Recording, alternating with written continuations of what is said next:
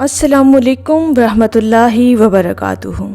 آج ہم ایک نہایت عظیم اور باطنی حقیقت پر بات کریں گے، علم لدنی۔ یہ وہ خاص علم ہے جو اللہ تعالیٰ براہ راست اپنے چنیدہ بندوں کے دلوں میں ڈال دیتا ہے۔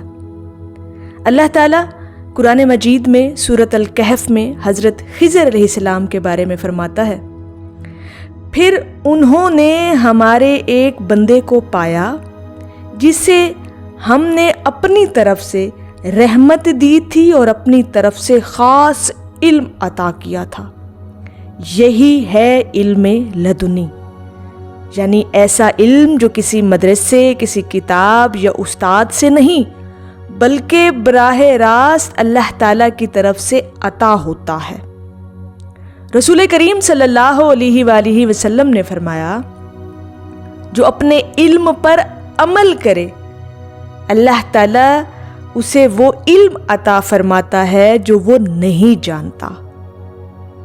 صوفیہ کرام نے فرمایا ہے کہ یہ علم عقل اور حواس کی حد سے آگے کا علم ہے۔ حضرت علی حجویری رحمۃ اللہ علیہ لکھتے ہیں، علم لدنی دل پر مکاشفے کی ذریعے اترتا ہے۔ مولانا روم رحمۃ اللہ علیہ فرماتے ہیں، یہ علم عشق الہی اور دل کی صفائی سے حاصل ہوتا ہے، نہ کہ مدرسے اور کتاب سے۔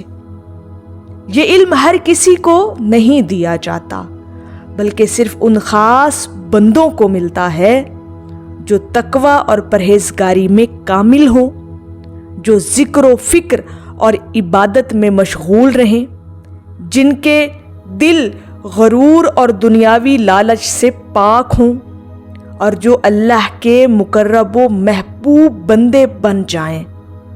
یہ اللہ کی طرف سے ایک عظیم نعمت ہے اور اس کے ملنے سے بندے کی روح روشن ہو جاتی ہے۔ علم لدنی دراصل اللہ کی خاص عنایت ہے۔ یہ بندے کو حقیقتوں سے آگاہ کرتا ہے اور اس کے دل کو نور سے بھر دیتا ہے۔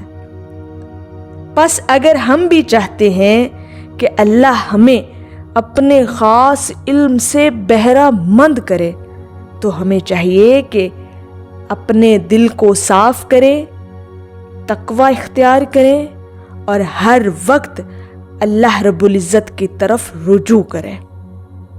اللہ ہم سب کو اپنے خالص بندوں میں شامل فرمائے اور ہمیں بھی اپنے نورانی علم سے حصہ عطا کرے۔ آمین یا رب العالمین۔